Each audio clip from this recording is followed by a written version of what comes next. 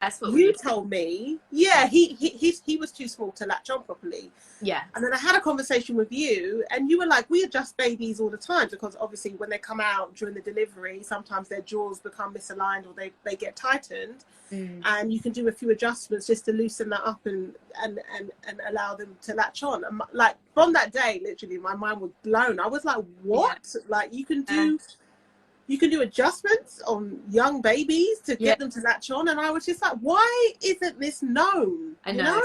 It's such a shame. It is. Yeah, it really Yeah. is. Is that a common thing that you see then, women coming Yeah. in that are breech? And Yeah. do you often manage to change the position of the baby through Yeah. So treatment? at my last audit, which was a few, 2, 3, 4 years ago, like 3 years ago, I think. Mhm. So do another, but time.